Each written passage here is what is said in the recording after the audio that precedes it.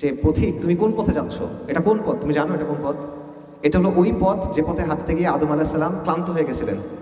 এটা ওই পথ যে পথে হাঁটতে গিয়ে নূহ আলাইহিস সালাম কান্না করে দিয়েছিলেন। এটা ওই পথ যে পথে হাঁটতে গিয়ে ইব্রাহিমকে আগুনে ছুঁড়ে ফেলা হয়েছিল। এটা ওই পথ যেখানে হাঁটতে গিয়ে ইসমাইলকে শোয়ানো হয়েছিল জবেহ করার জন্য। এটা ওই পথ যেটার জন্য সস্তা দামে বিক্রি করে দেওয়া হয়েছিল ইউসুফ আলাইহিস সালামকে, কারাগারে থাকতে হয়েছিল তাকে কয়েক বছর। এটা ওই পথ যেখানে হাঁটার জন্য জাকারিয়াকে করাত দিয়ে দ্বিখণ্ডিত করা হয়েছিল। এটা ওই পথ যেখানে যাওয়ার জন্য জবেহ করা হয়েছিল সাইয়েদিনা ইয়াহইয়াকে। এটা ওই পথ যেখানে আইয়ুব আলাইহিস সালাম রোগে ভুগছিলেন। এটা ওই পথ যেখানে দাউদ আলাইহিস সালাম তার কান্না সব সীমা অতিক্রম করে চলে গেছিল। এটা ওই পথ যেখানে হাঁটতে গিয়ে ঈসা আলাইহিস সালাম নিঃসঙ্গ জীবনযাপন করতে হয়েছে। এবং এটা ওই পথ যেখানে জন্য রাসূলুল্লাহ সাল্লাল্লাহু আলাইহি ওয়াসাল্লামকে অসংখ্য কষ্ট সহ্য করতে হয়েছে। এটা ওই পথ। তো তুমি কোন পথে হাঁটতেছো? তুমি এখনো খেল তামাশার মধ্যে আছো। পথিক, তুমি কোন পথে যাচ্ছ? আপনাদের সামনে হাজির হচ্ছেন আমাদের প্রিয় আসিফ আদনান।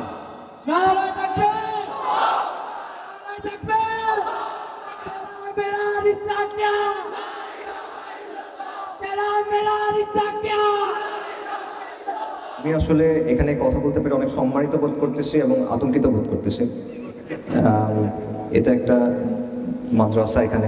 এখানে আল্লাহর কালামে শিক্ষা দেওয়া হয়, আল্লাহ রাসূল সাল্লাল্লাহু আলাইহি ওয়াসাল্লাম হাদিস নিয়ে কথা বলা হয়। তো আমি খুবই সাধারণ মানুষ, গুনাহগার বান্দা। এখানে আমার কথা শুনতে আসার কথা, কথা বলতে আসার কথা না, তাও কথা কিছুটা বলতেছি। আর আমাকে আসলে শাইখ অনেক প্রশংসা করছেন, এটা আসলে শাইখ মোহাম্মদ থেকে করছেন, এগুলোর যোগ্য আমি না। তো যেটা বললাম যে আতঙ্ক নিয়ে কিছু কথাবার্তা বলতেছি, আর খুব একটা প্রিপারেশনও নিতে পারি নাই নানা ব্যস্ততার কারণে। তো আপনারা মেহেরবানি করে ক্ষমা সুন্দর দৃষ্টিতে শুনবেন এলোমেলো কিছু কথাবার্তা যেটা বলি।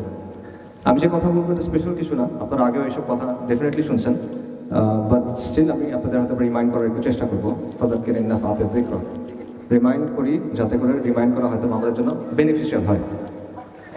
সো বেসিক্যালি যে টপিকটা নিয়ে আমি কথা বলার চেষ্টা করবো এটা হলো নবীদের যে দাওয়া, আম্বিয়া কেরাম আলাইহিমুস সালাতু ওয়াস সালাম, তাদের যে দাওয়া, এই দাওয়া থেকে শিক্ষা, এই দাওয়া থেকে আমরা কি শিখতে পারি আমাদের বর্তমান বাস্তবতায়। সো এখানে ফার্স্টে একটা বিষয় যেটা বলা দরকার সেটা হলো যে নবীদের ব্যাপারে জানা বা তাদের দাওয়ার ব্যাপারে জানা কেন প্রয়োজন। এটা একদম সহজভাবে যদি বলি সেটা হলো যে কোনো বিষয়ে সবচেয়ে শ্রেষ্ঠ শিক্ষক আম্বিয়া কেরাম আলাইহিমুস সালাতু ওয়াস সালাম, সেটা তাওহীদের ক্ষেত্রে হোক, দাওয়ার ক্ষেত্রে হোক, ব্যক্তিগত জীবনের ক্ষেত্রে হোক। কেউ যদি মানুষ নিয়ে কাজ করতে চায়, কেউ যদি দাওয়া করতে চায়, কেউ যদি কাউকে শেখাতে চায়, তাদের চেয়ে শ্রেষ্ঠ শিক্ষক আর নাই। এবং যে কোনো বিষয়ে আপনি যখন শিখতে চান আপনি কি করেন? আপনি কিন্তু এক্সপার্টদের কাছে যান, রাইট? আপনি ওস্তাদ লোকের কাছে যান যে আপনাকে শেখাতে পারবে। তো নবীদের চেয়ে বড় কোনো এক্সপার্ট বা শিক্ষক আসলে নাই। সো ডেফিনেটলি আমাদের শিখতে হবে তাদের কাছ থেকে, এটা হলো একটা বিষয়। আরেকটা বিষয় হলো আল্লাহ আযজা ওয়া জাল কিন্তু কোরআন ডিরেক্টলি জমিনের উপর নাজিল করেন নাই, উনি মানুষের উপর নাজিল করছেন এবং বিশেষ কিছু মানুষদের উপর নাজিল করছেন। সো অবভিয়াসলি তাদের স্পেশালিটি আছে এবং তাদের কাছ থেকে আমাদের শেখার ব্যাপার আছে। এবং মানুষ আসলে এভাবেই শেখে, মানুষ থেকে মানুষে শেখে, ঠিক আছে? সো এই জন্য আর কি এটা বলা। সাথে আমি একটা কোটেশন বলি। আবুল হাসান আলী মাওয়ারদি, আল মাওয়ারদি আহকামুস সুলতানিয়ার লেখক, বিখ্যাত লেখক, আলিম মুহাদ্দিস, ওনার একটা কথা আছে। উনি বলতেছিলেন যে কোরআনে আল্লাহ আমাদের বিভিন্ন জাতির কথা কেন বলছেন, বিভিন্ন জাতির কথা আল্লাহ আমাদের সাথে আলোচনা করছেন। কওমে লূত, মাদাইনের কথা, ফিরআউনের কওমের কথা, নানা কওমের কথা, এটা কেন? তো উনি বলতেছেন যে যখন আল্লাহ আমাদেরকে এগুলো বলেন, মানুষ যখন জানে, সে যত বেশি জানে তার ধারণা তত সমৃদ্ধ হয়, তার ধারণা যত সমৃদ্ধ হয় সে তত চিন্তা করে, এবং সে যত বেশি চিন্তা করে তত বেশি তার জ্ঞান বাড়ে, আর মানুষের জ্ঞান যখন বাড়ে তখন সে কাজ করে, মানে একটা চেইন অফ ইভেন্টস আছে, ঠিক আছে? সো একই কথা আমরা আম্বিয়া কেরামদের সম্পর্কেও বলতে পারি যে আমরা যখন তাদের ব্যাপারে জানবো, তাদের দাওয়ার ব্যাপারে জানবো, আমাদের ধারণা সমৃদ্ধ হবে, আমাদের চিন্তা সমৃদ্ধ হবে, আমাদের জ্ঞান বাড়বে এবং ইনশাআল্লাহ আমরা সেটা কাজে পরিণত করতে পারবো। সো এটা একটা বিষয়। সো মূল কথায় যাই যে নবীদের দাওয়া কী ছিল, কয়েকটা পয়েন্ট বলি। নবীদের দাওয়ার কয়েকটা ব্যাপারে কয়েকটা পয়েন্ট। নবীদের প্রথম দাওয়া হলো তাওহীদের দাওয়া। শুরুতে এবং শেষে নবীদের দাওয়া হলো তাওহীদের দাওয়া, লা ইলাহা ইল্লাল্লাহ, এটা হলো তাদের দাওয়া। এবং এটা দুটো অংশ আছে, ইসবাত এবং নাফি। লা ইলাহা, কোনো ইলাহ নাই আল্লাহ ছাড়া। প্রথমে আপনার প্রত্যাখ্যান করতে হবে, তারপর আপনি স্বীকৃতি দিবেন। কুফর বিত্তাগুত বা ঈমান বিল্লাহ, আগে তাগুতকে, সব মিথ্যা ইলাহকে অস্বীকার করতে হবে, তারপর আপনি এক আল্লাহর স্বীকৃতি দিবেন। এবং আল্লাহ সুবহানাহু ওয়া তাআলা কি বলছেন, ওয়ালাকাদ বা'আথনা ফি কুল্লি উম্মাতিন রাসূলান আন ইয়াবুদুল্লাহা ওয়াজতানিবুত তাগুত। আল্লাহ প্রত্যেক উম্মার মধ্যে রাসূল পাঠাইছেন এই জন্য যে তোমরা এক আল্লাহর ইবাদত করো এবং তাগুতকে বর্জন করো। তাগুত কি? তাগুত হলো মিথ্যা ইলাহ, এমন কিছু যেটার উপর আল্লাহর বৈশিষ্ট্য আরোপ করা হয় এবং সে এটাতে সন্তুষ্ট, এটা হলো তাগুত। এটা মূর্তি হইতে পারে, যদি কাউকে আল্লাহর বদলে কাউকে যদি রব গণ্য করা হয় সে তাগুত, সে সন্তুষ্ট হলে। আল্লাহর বদলে কাউকে ইলাহ গণ্য করা হবে সেটা তাগুত। নমরুদ তাগুত, ফিরআউন তাগুত। আল্লাহর বদলে যদি কাউকে বিধানদাতা মনে করা হয় সে তাগুত। সে তাগুতকে আপনার বর্জন করতে হবে, এটা হলো একটা জিনিস। আরেকটা বিষয় হলো নবীদের আরেকটা বৈশিষ্ট্য হলো তারা কেন আসছিলেন? তারা আসছিলেন সুসংবাদদাতা এবং সতর্ককারী হিসেবে। রাসূলুল্লাহ মুবাশশিরিন ওয়া মুনযিরিন। তারা কিসের সুসংবাদ দিয়েছেন? জান্নাতের। কিসের ব্যাপারে সতর্ক করছেন?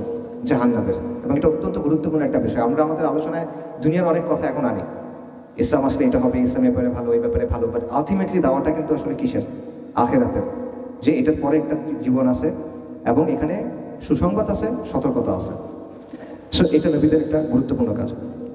আরেকটা হলো নবীদের কাজ ছিল বা তাদের দাওয়ার একটা ফাংশন, সেটা হলো হুজ্জা। তারা হুজ্জা কায়েম করছে। রসুলদের পাঠানোর মাধ্যমে আল্লাহ আযজা ওয়া জাল মানব জাতির উপরে একটা প্রমাণ এস্টাবলিশ করছেন যে আপনি গিয়ে কিয়ামতের দিন আল্লাহকে বলতে পারবেন না যে আমি তো এগুলো জানতাম না। না, আপনি জানতেন, কারণ রসুলদের পাঠানো হয়েছে। ঠিক আছে, রাসূলুল্লাহ মুবাশশিরিন ওয়া মুনযিরিন। এবং আল্লাহ সুবহানাহু ওয়া তাআলা ওয়া মা কুননা মুআদ্দিবিনা হাত্তা নাবআথা রাসূলা। আল্লাহ সুবহানাহু ওয়া তাআলা রাসূল পাঠানোর আগ পর্যন্ত আল্লাহ সুবহানাহু ওয়া তাআলা কাউকে শাস্তি দেন না। রাসূল পাঠানোর আগ পর্যন্ত আল্লাহ সুবহানাহু ওয়া তাআলা কাউকে শাস্তি দেন না। তার মানে কি? রাসূল পাঠানো একটা নিয়ামত, বাট এটা একটা সমস্যা আছে। কারণ আপনি যদি রাসূলের কথা না মানেন তখন কি আসতেছে? শাস্তি আসতেছে। হক যখন আসে, হক যখন প্রতিষ্ঠিত হয়, এটা একটা হুজ্জা। হুজ্জার পর শাস্তি আসে।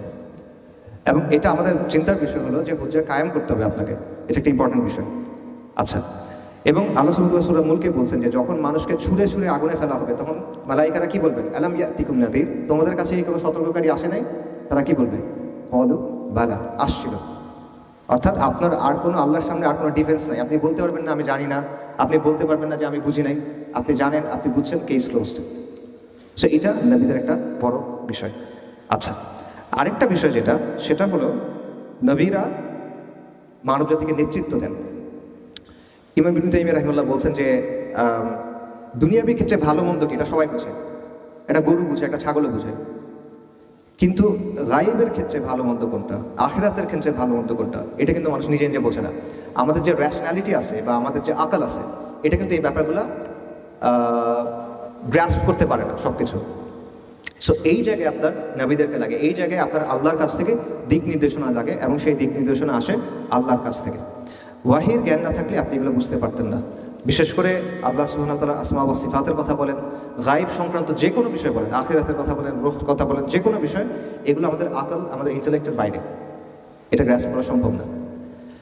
মানুষের উৎস কী, মানুষের জীবনের অর্থটা আসলে কি, আপনি কেন বেঁচে আছেন, মানে সমাজ কীভাবে চলা উচিত, এই বিষয়গুলো আলটিমেটলি আল্লাহ আযজা ওয়া জাল আমাদের ঠিক করে দিয়েছেন। সো এটা হলো আরেকটা বিষয়। সো ফাইনালি আমি আরেকটা কথা বলে শেষ করি, বা এই ব্যাপারটাতে এই অংশটা শেষ করি। সেটা হলো শাইখুল ইসলাম ইবনে তাইমিয়া রাহিমাহুল্লাহ একটা কথা বলছেন যে চাঁদ, তারা, সূর্য যতটা গুরুত্বপূর্ণ আমাদের জন্য, মানুষের জন্য জীবন যতটা গুরুত্বপূর্ণ, চোখের জন্য আলো যতটা গুরুত্বপূর্ণ, মানব জাতির জন্য নবীরা এর চেয়ে বেশি গুরুত্বপূর্ণ। মানব জাতির জন্য নবীদের শিক্ষাটা এর চেয়ে বেশি গুরুত্বপূর্ণ। আচ্ছা, এবং অবভিয়াসলি তাদের মধ্যে সর্বশেষ এবং সর্বশ্রেষ্ঠ হলেন রাসূলুল্লাহ সাল্লাল্লাহু আলাইহি ওয়াসাল্লাম, মুহাম্মদ সাল্লাল্লাহু আলাইহি ওয়াসাল্লাম। আচ্ছা, এখন মূল কথা যেটা, সেটা হলো যে নবীদের দেওয়ার বৈশিষ্ট্যগুলো কী কী, এই বৈশিষ্ট্যগুলো আমরা দেখবো। তারপর আমরা চেষ্টা করবো যে আমাদের যে কাজকর্ম, আমাদের যে কথাবার্তা, সেখানে এই বৈশিষ্ট্যগুলো আদৌ আছে কিনা, না থাকলে আমরা কীভাবে আনতে পারি। প্রথম যে বৈশিষ্ট্য, সেটা হলো যে নবীদের দেওয়া সবসময় একটা বাইনারি ক্রিয়েট করে। বাইনারিকে আমাদের সমাজে খুব খারাপভাবে দেখা হয় যে শুধু ব্ল্যাক অ্যান্ড হোয়াইট হলে হবে না, তোমার গ্রে এরিয়া থাকতে হবে, এটসেট্রা এটসেট্রা, নুয়ান্স থাকতে হবে, তোমার সফিস্টিকেটেড হতে হবে। নবীদের দাওয়ার মধ্যে একটা বাইনারি আছে, ডেফিনেটলি বাইনারি আছে, আপনি এটা থেকে বেরোতে পারবেন না। ঈমান এবং কুফর, তাওহীদ এবং শিরক, এটা কোনো মিস নাই, প্রত্যেক নবী দাওয়া নিয়ে আসছে। সো এটা হলো খুব ইম্পর্ট্যান্ট একটা বিষয় নবীদের দাওয়ার, যে এখানে তারা তাদের দাওয়ার প্রধান বিষয় ছিল যে পুরো ওয়ার্ল্ডের সব কিছু সেকেন্ডারি, প্রথম বিষয়, সবচেয়ে গুরুত্বপূর্ণ বিষয় হলো ঈমান এবং কুফরের দ্বন্দ্ব। সব ক্ষেত্রে এটা ছিল তাদের দাওয়া। এবং দেখেন রাসূলুল্লাহ সাল্লাল্লাহু আলাইহি ওয়াসাল্লাম যখন তার দাওয়া নিয়ে আসছেন, তখন পৃথিবীতে অনেক ব্যাপার চলতেছিল। রোমান এবং পারস্য সাম্রাজ্য ছিল, তাদের মধ্যে দ্বন্দ্ব চলতেছিল। আরবের মধ্যে বিভিন্ন শক্তি ছিল, তাদের মধ্যে দ্বন্দ্ব ছিল। কুরাইশদের মধ্যে দ্বন্দ্ব ছিল। নানা দ্বন্দ্ব ছিল, পৃথিবীর অন্যান্য জায়গাতেও নানা দ্বন্দ্ব ছিল, কিন্তু আলটিমেটলি এগুলো কিন্তু ইতিহাসের গতিপথকে নিয়ন্ত্রণ করে নাই বা ঠিক করে দেয় নাই। ইতিহাসের গতিপথকে ঠিক করে দিছে ঈমান এবং কুফরের যে দ্বন্দ্ব সেটা। আচ্ছা, আপনি চিন্তা করেন যে ইব্রাহিম আলাইহিস সালাম কী করছেন? তিনি কিন্তু এই একটাই কাজই করছেন যে তার সমাজের মূল যে জায়গা সেখানে গিয়ে তিনি আঘাত করছেন। সো নবীদের দেওয়ার একটা বৈশিষ্ট্য হলো যে তারা সমাজের প্রধান দ্বন্দ্বের জায়গায় যাইতেন, এবং এটা হলো ঈমান এবং কুফর। সবসময় ঈমান এবং কুফর, তাওহীদ এবং শিরক, এটা সমাজের মূল সমস্যা। Awami League, BNP, Bharat America, right, America, চীন, এগুলো না। আচ্ছা, আরেকটা বিষয় যেটা নবীদের দেওয়ার বৈশিষ্ট্য সেটা হলো আল ওয়ালা ওয়াল বারা, যে আল্লাহ যেটা পছন্দ করেন সেটা পছন্দ করা, আল্লাহ যেটা অপছন্দ করেন সেটা অপছন্দ করা। এবং এটা অত্যন্ত গুরুত্বপূর্ণ। সব নবী কিন্তু জিহাদ করেন নাই, কিতাল করেন নাই, সব নবী করেন নাই, কিন্তু সব নবী আল ওয়ালা ওয়াল বারার বাস্তবায়ন করছেন। সব নবী যখন দাওয়া করছেন এই বিষয়টা তারা বাস্তবায়ন করছেন, আল ওয়ালা ওয়াল বারা। সো এটা একটা খুব গুরুত্বপূর্ণ বিষয়। এবং আপনি দেখবেন আধুনিক পলিটিক্যাল সায়েন্সের যে আলোচনা আছে সেখানে দেখবেন এই কথাটা আছে যে পলিটিক্সের সবচেয়ে ইম্পর্টেন্ট বিষয় যেটা, এটা হলো ফ্রেন্ড এনিমি ডিস্টিংশন। আপনার ফ্রেন্ডকে, আপনার এনিমিকে, এটা হলো পলিটিক্সের সবচেয়ে ইম্পর্টেন্ট প্রশ্ন। অনেক তাত্ত্বিক বলছে, সব তাত্ত্বিক না, বাট অনেক তাত্ত্বিকের কথাটা বলছে। সো ওই জায়গাটাও কিন্তু আসলে আল ওয়ালা আল বারা, এবং আল ওয়ালা আল বারার ব্যাপারটা আসলে ইউনিভার্সাল, সবাই এটাতে বিশ্বাস করে, খালি সবার মাপকাঠিটা আলাদা। কেউ আল ওয়ালা আল বারা চিন্তা করে ভাষার ভিত্তিতে সে বন্ধুত্ব এবং শত্রুতা ঠিক করে, কেউ জাতীয়তাবাদ ঠিক করে মাধ্যমে ঠিক করে, কেউ তার রাজনীতির মাধ্যমে ঠিক করে, কেউ এথনিসিটির মাধ্যমে ঠিক করে, সাদারা আমার ফ্রেন্ড, যারা সাদা না তারা আমার শত্রু, এরকমভাবে ঠিক করে। আমাদের দেশেও এটা আছে, চেতনা ছিল এক সময়, এখন হয়তো বা ইনক্লুসিভনেস বা এরকম কিছু একটা আসবে, এগুলোর মাধ্যমে তারা বন্ধু এবং শত্রু ঠিক করে। কিন্তু নবীদের অংশটা কি, দাওয়াটা কি? নবীদের দাওয়াটা হলো এটা ঠিক করতে হবে তাওহীদের ভিত্তিতে, আল্লাহ আযজা ওয়া জাল্লা দেয়া মানদণ্ডে। আচ্ছা, আরেকটা বিষয় যেটা নবীদের দাওয়ার বৈশিষ্ট্য সেটা হলো আমর বিল মারুফ নাহি আনিল মুনকার। নবীরা শুধুমাত্র তাওহীদের দাওয়াত দিচ্ছেন সেটা কিন্তু না, তারা তাদের সমাজের যে মুনকার ছিল বা খারাপিগুলো ছিল সেগুলোর বিরুদ্ধে কথা বলছেন, এবং তারা মানুষকে সৎ কাজের আদেশ দিচ্ছেন। যেমন শুআয়ব আলাইহিস সালাম, তিনি তার কওমকে বলছেন যে তোমরা ওজনে কম দিও না। লূত আলাইহিস সালাম তার কওমকে বলছেন যে তোমরা এই বিকৃত কাজ করো না। তারা কিন্তু তখন ঈমান আনে নাই, তাও কিন্তু তিনি বলছেন। মূসা আলাইহিস সালাম ফিরআউনকে গিয়ে বলছেন যে তুমি বনী ইসরাঈলের উপর জুলুম করো না, তুমি বনী ইসরাঈলকে ছেড়ে দাও এবং তুমি ঈমান আনো। অর্থাৎ তারা একদিকে তাওহীদের কথা বলছেন, অন্যদিকে তারা আমর বিল মারুফ নাহি আনিল মুনকারের কথা বলছেন। এখন আমরা তিনটা কথা বলছি, একটা হলো তাওহীদের দাওয়া বা প্রধান দ্বন্দ্বের দাওয়া, একটা হলো আল ওয়ালা ওয়াল বারা, একটা হলো আমর বিল মারুফ এবং নাহি আনিল মুনকার। এখন এই তিনটা জিনিস যখন একসাথে হয় তখন 4 নম্বর একটা বিষয় হবে, সেটা হলো পোলারাইজেশন, মেরুকরণ। সমাজ দুটো ভাগ হয়ে যাবে তখন। আপনি যখন সমাজে গিয়ে বলবেন যে সমাজের মধ্যে একটা ভাগ হবে, একটা ঈমান একটা কুফর, একটা তাওহীদ একটা শিরক, ভাগ হচ্ছে। আপনি যখন গিয়ে বলছেন আল্লাহ ওয়ালা ওয়াল বারা, যারা আল্লাহর সাথে আছে তারা সবাই আমার ফ্রেন্ড, যারা আল্লাহর বিরুদ্ধে আছে তারা সবাই আমার শত্রু, ভাগ হচ্ছে। আপনি যখন আমর বিল মারুফ নাহি আনিল মুনকারের কথা বলতেছেন, মানুষ একটা কাজ অনেক দিন ধরে করে, খারাপ কাজ, অভ্যস্ত হয়ে গেছে, আপনি তার বিরুদ্ধে বলতেছেন, আবার ভাগ হচ্ছে। সো পোলারাইজেশন এটা নবীদের দাওয়ার বৈশিষ্ট্য, খুব ইম্পর্ট্যান্ট একটা বৈশিষ্ট্য। পোলারাইজেশনকে আমরা খুব খারাপ মনে করি, আমরা মনে করি যে সবাই মিলেমিশে থাকলে মনে খুব ভালো। ঈমান কুফর মিলেমিশে থাকলে কখনো ভালো না। ঈমান স্পষ্ট হতে হয়, কুফর স্পষ্ট হতে হয়। যখন এটা স্পষ্ট না হয় তখন পর্যন্ত আপনি ফিতনার মধ্যে আছেন। যতক্ষণ এটা স্পষ্ট হয়ে গেছে তখন আপনার জন্য জিনিসটা স্পষ্ট ক্লিয়ার, তখন সেটা খুব ইম্পর্টেন্ট। এবং এই জন্য নবীদের দাওয়া যখনই হয়েছে আপনি দেখবেন একটা বিষয় হয়েছে যে সমাজ দুটো ভাগ হয়ে গেছে, একদিকে হলো কুফরের ঘাঁটি, একদিকে হলো ঈমানের ঘাঁটি। এবং কুফরের ঘাটের নেতৃত্বে কারা? আল মালাউ, মানে নেতৃস্থানীয় ব্যক্তিরা, আবু জাহেল বা এই টাইপের লোকজন, যারা হামান, ফেরাউন, এই টাইপের লোকজন তারা হয়ে গেছে। সো এবং কুফরের ঘাটে 2 ধরনের মানুষ থাকে, একটা হলো সক্রিয়ভাবে যারা কুফরের পক্ষে, তারা আদর্শিকভাবে কুফরকে ধারণ করে, তারা কুফরের মাধ্যমে উপকৃত হয়, এটসেট্রা এটসেট্রা। আরেকটা হলো যারা নীরব থেকে কুফরকে সমর্থন করে, তারা সরাসরি কুফরের পাওয়ার স্ট্রাকচারের সাথে হয়তো বা জড়িত না, কিন্তু হক এবং বাতিলের প্রশ্নে তারা কি করে? তারা চুপ থাকে। তো হক আর বাতিলের প্রশ্নে আসলে চুপ থাকার কোনো অপশন নাই, এখানে একটা সঠিক অবস্থান আছে, বাকি সব ভুল অবস্থান। সো এই পোলারাইজেশনটা সবসময় নবীদের দাওয়ার মাধ্যমে হয়। আচ্ছা, এবং কুরাইশ রাসূলুল্লাহ সাল্লাল্লাহু আলাইহি ওয়াসাল্লামের ব্যাপারে কী বলছিল, যেটা আমি বলতেছিলাম যে নবী সাল্লাল্লাহু আলাইহি ওয়াসাল্লামের ব্যাপারে কুরাইশের বক্তব্য কী ছিল? কুরাইশের বক্তব্য ছিল যে এই লোক এসে এমন সব কথা বলতেছে যার কারণে ভাইয়ে ভাইয়ে দ্বন্দ্ব শুরু হয়েছে, যার কারণে ছেলে এবং বাবার মধ্যে দ্বন্দ্ব শুরু হয়েছে, যার মধ্যে গোত্রে গোত্রে সমস্যা হয়ে গেছে। এরা আগে বন্ধু ছিল, এদের মধ্যে সমস্যা তৈরি হয়ে গেছে। অর্থাৎ আমরা যদি আজকের ভাষায় বলি তাহলে সমাজের মধ্যে ঐক্য নষ্ট হচ্ছে, সমাজের মধ্যে বিশৃঙ্খলা হচ্ছে। এই কথাটা রাসূলুল্লাহ সাল্লাল্লাহু আলাইহি ওয়াসাল্লামের ব্যাপারে বলা হয়েছে। সো ওই দাওয়া যদি কেউ দেয় স্বাভাবিকভাবে জিনিসটা আবার হবে। এই ডিসরাপশনটা, এই পোলারাইজেশনটা, মেরুকরণটা, ভাগাভাগি হওয়াটা, এটা হবে। এটা নবীদের দাওয়ার একটা বৈশিষ্ট্য। জাহিলিয়াতের মধ্যে যখন আপনি হকের কথা বলবেন অবশ্যই এই ব্যাপারটা ঘটবে। আচ্ছা, নবীদের দেওয়ার আরেকটা বৈশিষ্ট্য হলো যে একটা হাদিসের এরকম একটা বক্তব্য আছে, সেটা হলো যে সব নবী কোনো না কোনো সময় মেষ পালন করছেন বা তারা রাখাল ছিলেন। ঠিক আছে, এটা খুব ইম্পর্টেন্ট একটা পয়েন্ট। এবং মেষ কেন, অনেকগুলো কারণ আছে, আমি একটা পয়েন্ট বলি। আপনারা একটা কথা শুনছেন, গড্ডালিকা প্রবাহ, এটা শুনছেন মনে হয় অনেকে। গড্ডালিকা প্রবাহ মানে কি? এটা মানে হলো অন্ধভাবে স্রোতের অনুসরণ করা বা স্রোতের সাথে ভেসে চলা, এটা হলো গড্ডালিকা প্রবাহ। গড্ডল মানে হলো ভেড়া, একটা শব্দ আছে গারল, গারল আসছে এখান থেকে, গড্ডল থেকে। গড্ডল মানে ভেড়া। ভেড়া কি করে? সে অন্ধভাবে ফলো করে। তার সামনে যদি তার নেতা যদি লাফ দেয়, সে লাফ দিবে। তার নেতা যদি খাত থেকে পড়ে যায়, সে খাত থেকে পড়ে যাবে। সেই জন্যই বলা হয় যে ভেড়া যেহেতু অন্ধভাবে অনুসরণ করে, তাই অন্ধভাবে অনুসরণকে বলা হচ্ছে গড্ডালিকা প্রবাহ। এবং ভেড়ার একটা বৈশিষ্ট্য হলো সে একা হইতে চায় না, সে দলছুট হইতে চায় না, সে সবসময় চায় সে সবার সাথে মিলে থাকবে। সো এই জন্য সে সাহস করে কোনো কিছু কিন্তু করতেও পারে না, তার আগে কেউ একজন থাকতে হয়। তো এটা মানুষের বৈশিষ্ট্য। মানুষ এরকম, সে একা সাহস করে কিছু একটা করতে চায় না, তাকে একজন লিডার দিতে হয়, তাকে একজন গাইড করতে হয়। সো সেটা হলো নবীরা। এটা হলো রাখালের মানে রাখালের দায়িত্ব। নবীরা হলেন রাখাল, মানুষ হলো ভেড়ার মতো। আচ্ছা, আরেকটা বৈশিষ্ট্য নবীদের দাওয়ার, সেটা হলো অসম সংঘাত। ওনারা যখনই দাওয়া করছেন, ওনারা সবসময় দুর্বল অবস্থায় ছিলেন। দুনিয়াবি সেন্সে আসবাবের জায়গা থেকে সবসময় তারা দুর্বল অবস্থায় ছিলেন। দুনিয়াবি বিচারে তাদের শক্তিতে আমরা একটা বেশি ছিল না, বরং তাদের অনুসারীদের সংখ্যা কম ছিল, তাদের সামর্থ্য কম ছিল, সমাজে প্রভাব প্রতিপত্তি কম ছিল। অন্যদিকে বিপরীতে যারা আছে, নমরুদ, ফিরআউন, আবু জাহেল যারা আছে, অনেক ক্ষমতা, আমেরিকা ওয়ারেভার যারা আছে, অনেক ক্ষমতা তাদের আছে। কিন্তু এর মধ্যে থেকে আল্লাহ আযজা ওয়া জাল কিন্তু তাদেরকে বিজয় দিয়েছেন।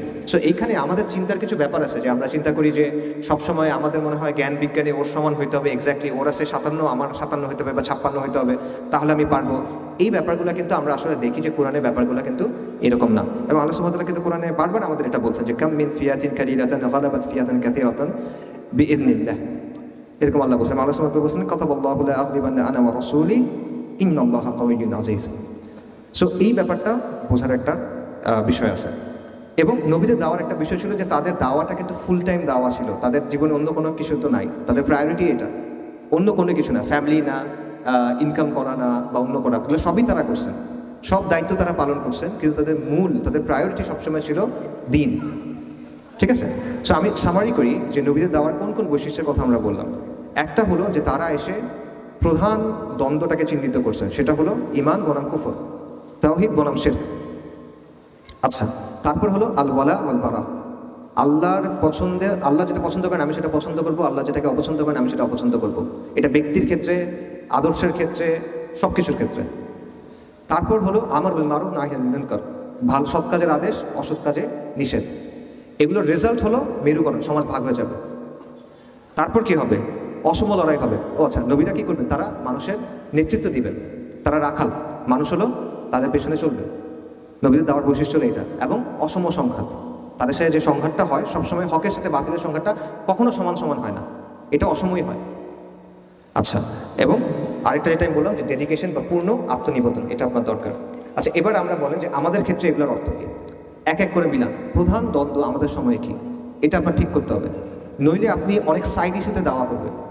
আপনার দাওয়া হয়তো বা একটা ফিকহি ইখতিলাফের দিকে যাবে, অথবা এই দল ভালো না ওই দল ভালো এই জায়গায় যাবে, অথবা আপনি এমন কোনো বিষয় নিয়ে অনেক বেশি ফোকাস হয়ে যাবেন যেটা অতটা গুরুত্বপূর্ণ হয়তো না, এবং গুরুত্বপূর্ণ বিষয় থেকে আপনার ফোকাস চলে যাবে। সো প্রধান দ্বন্দ্বটা আপনার চিন্তা করতে হবে এই মুহূর্তে এই জায়গায় আপনার জন্য কি, এই ভূখণ্ডের জন্য বা এই অঞ্চলের জন্য প্রধান দ্বন্দ্ব কি? তাওহীদ আর শিরকের দ্বন্দ্ব। এই পুরো অঞ্চলের কথা চিন্তা করেন, কী দ্বন্দ্ব এখানে? ঈমান এবং কুফরের দ্বন্দ্ব, ইসলাম এবং জাহিলিয়াতের দ্বন্দ্ব। এবং আরও স্পষ্ট করে বলে বর্তমান বাস্তবতায় এটা হলো আল্লাহ শরিয়া বনাম সেকুলারিজমের দ্বন্দ্ব, আল্লাহর আইন বনাম গায়রুল্লাহর আইনের দ্বন্দ্ব। এটা হলো প্রধান দ্বন্দ্ব। এটা আপনার চিহ্নিত করতে হবে, এইটার উপরে আপনার দাওয়া করতে হবে। এটা চিহ্নিত না করে আপনি যদি অন্য জায়গায় দাওয়া করেন তাহলে আপনার রেজাল্টটা ওই রকম আসবে না। এটা হলো একটা কথা।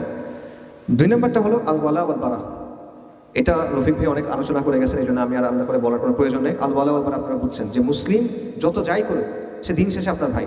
দুনিয়ার সবচেয়ে খারাপ মুসলিমটা দুনিয়ার সবচেয়ে ভালো কাফিরটার চেয়ে ভালো। এটা কিন্তু আমরা মানা খুব কষ্টকর, এটা মানা খুবই কষ্টকর আমাদের জন্য। দুনিয়ার সবচেয়ে খারাপ মুসলিমটা দুনিয়ার সবচেয়ে ভালো কাফেরটার চেয়ে ভালো। কেন ভালো? লা ইলাহা ইল্লাল্লাহর জন্য ভালো, মুহাম্মদ রাসূলুল্লাহর জন্য বলো সাল্লাল্লাহু আলাইহি ওয়াসাল্লাম। এটার ওজন অনেক বেশি, পুরো দুনিয়ার ওজন একদিকে, লা ইলাহা ইল্লাল্লাহর ওজন একদিকে, এটা ভারী হবে সবসময়। সো এই জিনিসটা বোঝা, আল ওয়াল ওয়াল বারা ব্যাপারটা বোঝা, এটা আমাদের খুব ছুটে যায়, ঠিক আছে? এটা একটা খুব গুরুত্বপূর্ণ বিষয়। তারপর হলো আমর বিল মারুফ নাহিল মুনকার, সৎ কাজের আদেশ এবং অসৎ কাজের নিষেধ। এবং এখানে আমাদের একটা সমস্যা আছে, সৎ কাজের আদেশ এবং অসৎ কাজের নিষেধ আমরা যখন করতে যাই, আমরা করবো কোথায়? আমাদের নিজ নিজ অঙ্গনে, আপনার এলাকা, পাড়া, মহল্লা, স্কুল, কলেজ, প্রতিষ্ঠান, এখানে। তো এই কাজগুলোর মধ্যে আসলে গ্ল্যামার নাই। আপনি চিন্তা করছেন যে আমি গাছ লাগাবো, আমি এটা করবো সেটা করবো, এগুলোতে তো শরিয়া কায়েম হবে না, আমি কেন এগুলো করবো, দূর, এগুলো করবো না। এই ব্যাপারটা আমাদের মধ্যে কাজ করে। কেউ দেখেন, নবী সাল্লাল্লাহু আলাইহি ওয়াসাল্লাম একটা হাদিস আছে আনাস রাদিয়াল্লাহু আনহু থেকে বর্ণিত, যেটার মূল বক্তব্যটা হলো যে তুমি যদি জানো কিয়ামত চলে আসছে আর তোমার হাতে একটা গাছের চারা থাকে, তাও তুমি সেটা কি করবা? রোপণ করবা। কেন? এটা একটা সৎ কাজ, ভালো কাজ। এটা একটা কিয়ামত চলে আসছে কিন্তু তাও আপনি এটা করবেন, কিন্তু আমরা কিন্তু গুরুত্ব দিই না। এগুলো করে আসলে লাভটা কি হবে? সে একটা বড় একটা সমস্যা। এই আমর বিল মারুফ নাহিল মুনকার আপনি চোখে না দেখতে পারেন এটা রেজাল্ট, বাট এগুলো রেজাল্ট অ্যাকিউমুলেট করে। দাওয়ার ব্যাপারটাও এরকম, আপনি চোখে দেখতে না পারেন, বাট এটা রেজাল্টটা অ্যাকিউমুলেট করে। আচ্ছা, আরেকটা হলো যেটা আমি বললাম, ওই যে অলরেডি রাখাল নেতা হতে হবে আপনার। মানুষ নেতা বলতে নেতৃত্বের লোক অর্থে নেতা না, মানে আপনার ওই যে আবার রফিক ভাইটা সুন্দর আলোচনা করে গেছেন, আপনার এমন হইতে হবে যে মানুষ যেন আপনার মধ্যে ইসলামটা দেখে এবং সেটা দেখে সে ইসলামের দিকে আকৃষ্ট হয়, ঠিক আছে? এটা একটা খুব গুরুত্বপূর্ণ বিষয়। এবং ফাইনালি যেটা, সেটা হলো পূর্ণ আত্মনিবেদন, ডেডিকেশন। এখন এই জায়গাটায় আপনারা চিন্তা করেন যে আপনারা এখানে যারা আছেন, ভাইরা আছেন, যদি বোনরা থাকেন, তাদের জন্য, আপনাদের জন্য আসলে দিনটা কতটা ইম্পর্টেন্ট? আপনার প্রায়োরিটি লিস্টে দিনটা কোথায় আসে? আপনি একটা মনে করেন, একটা স্কেল চিন্তা করেন, 1 হলো সবচেয়ে কম গুরুত্বপূর্ণ, 10 হলো সবচেয়ে বেশি গুরুত্বপূর্ণ। আপনার লিস্টে দিনটা কোন জায়গায় আছে? তা আমাকে বলার দরকার নাই, আপনি চিন্তা করেন, নিজেকে নিজে বলেন, বা আপনি আজকে রাতে বাসায় গিয়ে চিন্তা করেন যে আপনার লিস্টে এটা আসলে কতটা গুরুত্বপূর্ণ। আমি জানি যে সবার পক্ষে এটা পসিবল না যে আপনার সব কাজের চেয়ে দিন আপনার কাছে সবচেয়ে বেশি গুরুত্বপূর্ণ, এটা সবার পক্ষে সম্ভব না, অনেক দায়িত্ব আছে। কিন্তু সাহাবায়ে কেরামের কথা চিন্তা করেন, তারা কিন্তু সব দায়িত্ব পালন করছেন। এমন ঘটনা আছে যে সাহাবায়ে কেরাম তারা নবী সাল্লাল্লাহু আলাইহি ওয়াসাল্লামের হাদিসের দার্সে বসতে পারেন নাই, কারণ তারা খেতে কাজ করতেছেন, অথবা তারা ফ্যামিলির কাছে ছিলেন। আবু বকর রাদিয়াল্লাহু আনহু চিন্তা করেন, রাসূল সাল্লাল্লাহু আলাইহি ওয়াসাল্লাম যখন ওফাত হয়েছে, উনি কিন্তু আসতে একটু দেরি হয়েছে, কারণ উনি ফ্যামিলির সাথে সময় দিচ্ছিলেন।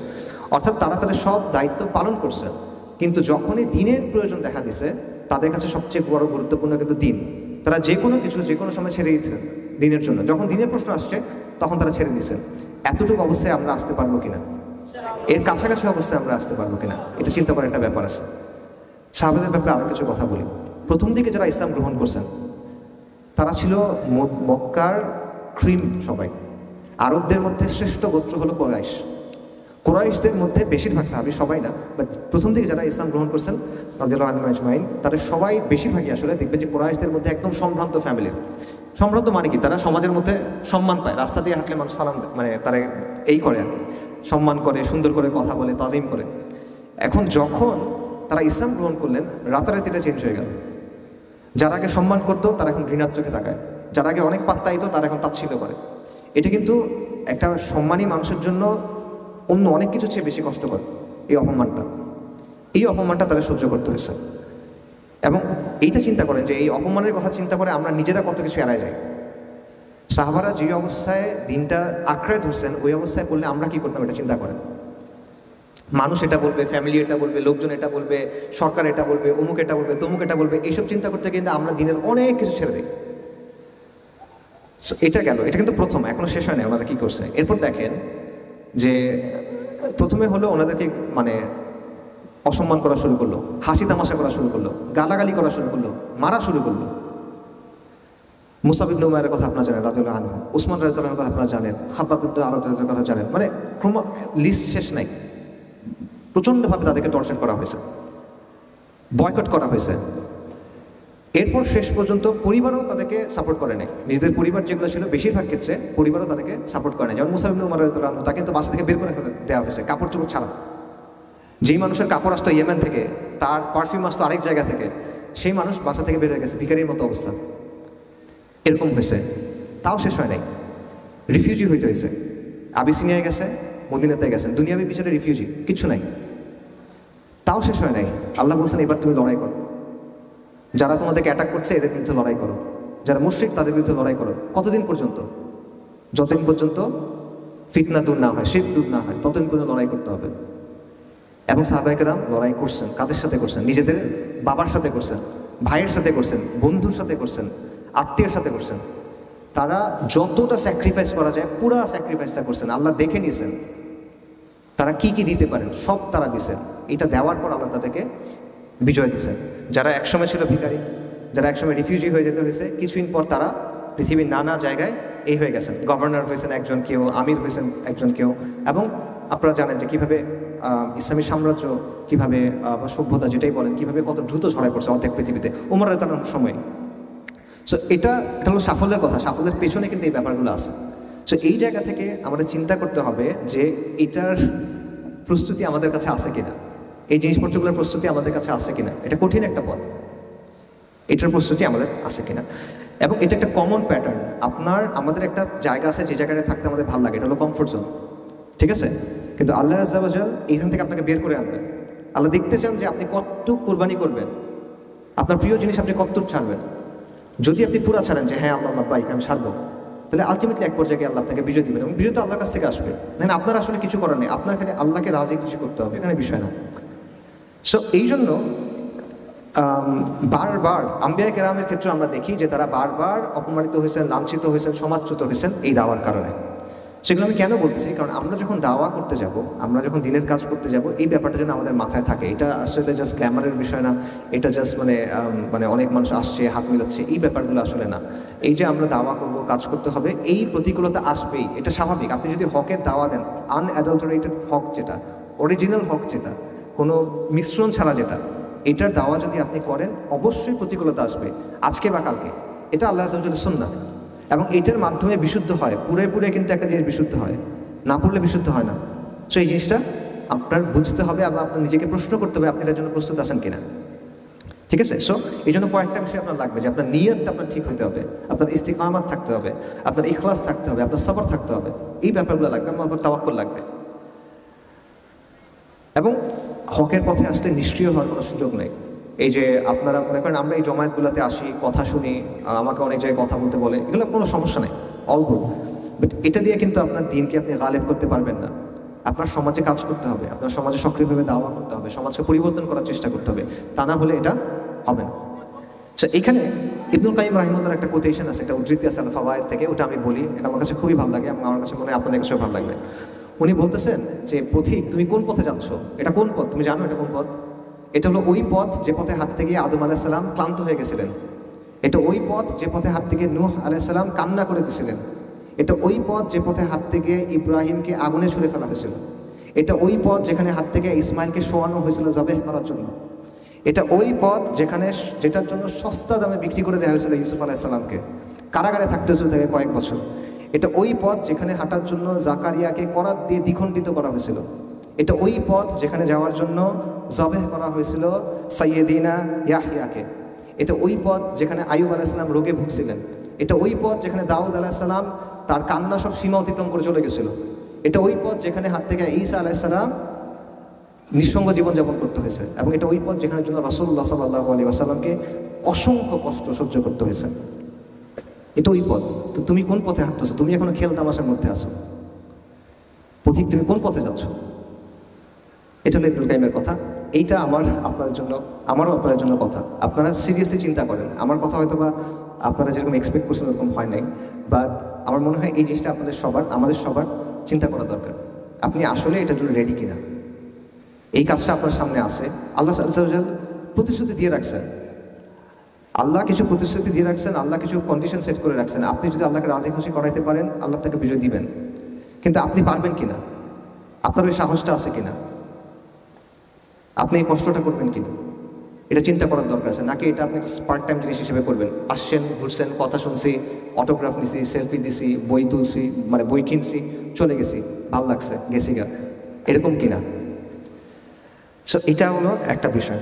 ফাইনালি আমি কথা শেষ করি, সেটা হলো আমার মূল বক্তব্য শেষ, দুইটা পয়েন্ট বলি।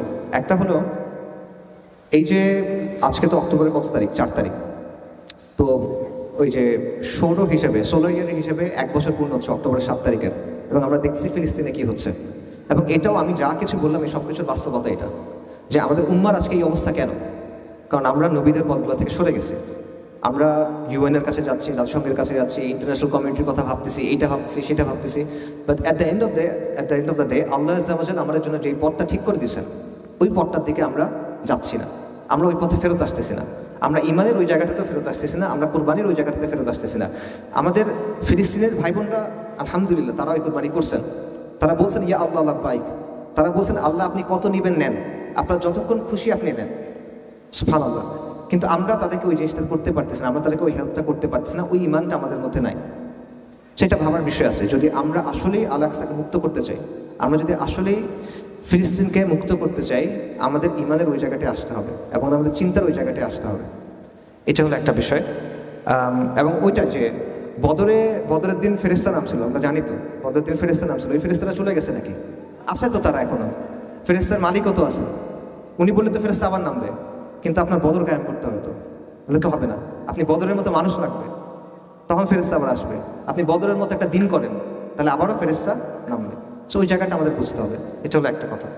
আরেকটা কথা হলো এই পতাকা সংক্রান্ত যে ব্যাপারটা, এটা বলি। আমি একটা কথা কয়েকদিন আগে একটা জায়গায় বলছিলাম, ওই কথাটা আবার বলি। সেটা হলো, দেখেন বাংলাদেশের যে সেকুলার পাওয়ারটা আছে, রাষ্ট্র বা যেটাই বলেন, তাদের একটা ডিসিশন আসলে নিতে হবে। সেটা হলো যে তারা তো বলে তারা ইনক্লুসিভ হইতে চায়, বা তারা বলে যে তারা ভিন্ন মত সমর্থন করে, তারা বলে তারা বাকস্বাধীনতা সমর্থন করে। তাদের একটা ডিসিশনে আসতে হবে যে যারা শরিয়া চায় এবং যারা বলে যে আকিদাগত জায়গা থেকে আমাদের পক্ষে শরিয়া ছাড়া অন্য কোনো কিছু মেনে নেওয়া সম্ভব না, এদের ব্যাপারে তাদের অবস্থানটা কী হবে। সে যদি তার সাথে কোনো সংঘাতে না যায়, সে যদি তার সাথে কোনো লড়াই না করে, সে যদি তার কোনো আইন না ভাঙে ইচ্ছাকৃতভাবে, কিন্তু সে বলে আমি শরিয়া চাই, এইরকম মানুষের ক্ষেত্রে তার অবস্থানটা আসলে কী হবে। হাজি শরীয়তুল্লাহদের যে আন্দোলন ছিল, ফরাইজিদের যে আন্দোলন ছিল, তারা তো লড়াই করেন নাই, কিন্তু তারা বলছেন যে আমরা শরিয়া চাই, আমরা ইসলাম চাই। তো তাদের ক্ষেত্রে এরকম যদি কেউ বলে এখন, তাহলে এই যে এস্টাবলিশমেন্ট আছে বা রাষ্ট্র আছে বা যারাই আছে, তাদের একটা সিদ্ধান্তে আসতে হবে যে তারা এটাকে আসলে কিভাবে ডিল করবে। তারা নিজেদের কথায় কনসিস্টেন্ট থাকবে? তারা কি বলবে যে ঠিক আছে আমরা বলছিলাম, আমরা কথা বলতে দিব, মানতে দিব, ঠিক আছে তোমরা বলো, নাকি তারা তাদের কথায় সরে যাবে, নাকি তারা বল প্রয়োগ করবে, যেটা সবসময় কুফরের শক্তি সবসময় করে আসে। স্পষ্টভাবে তাদের এটা করা উচিত, লুকোছাপা না করে। এই যে পতাকার জন্য আমরা দেখতেছি যে আমরা দেখলাম যে কিছু মানুষকে ধরে নিয়ে যাওয়া হয়েছে, এটা কেন হয়েছে আসলে? এটা কি বেআইনি কিছু কিনা? বেআইনি করে দেন। যদি আপনি বেআইনি করতে চান, আপনি বলেন যে কালেমার পতাকা বেআইনি, লা ইলাহা ইল্লাল্লাহ লেখা যদি কোনো পতাকা থাকে এটা বেআইনি। এই সাহস তো নাই, এই সাহস তো নাই বলেন, তাই না? যদি থাকে বলেন যে ঠিক আছে বাংলাদেশে লা ইলাহা ইল্লাল্লাহ বলা কোনো পতাকা করা যাবে না, এটা বেআইনি। তখন আমরা বলবো ঠিক আছে সেকুলার রাষ্ট্র এটা, আপনারা বুঝেন এখন মানুষকে দেখেন যেটা ভালো মনে হয় করেন। কিন্তু ওরা সেটা বলবে না।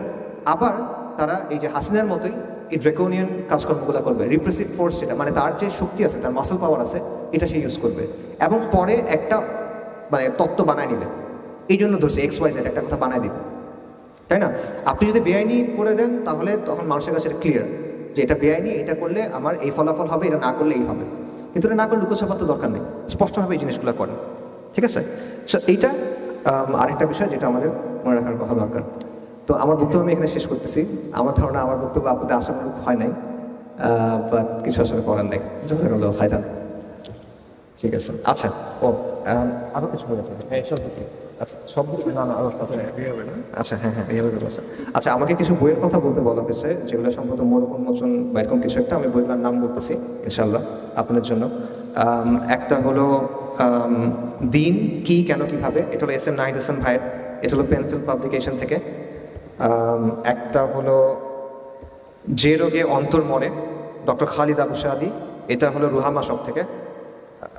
একটা হলো ইনকাম অ্যান্ড মাইন্ডসেট, এটা হলো সত্যায়ন প্রকাশনী থেকে, মাওলানা সালেহ আজাদি। একটা হলো ঘ্যাচাং আদিল মোর্শেদ, এটাও সত্যায়ন থেকে।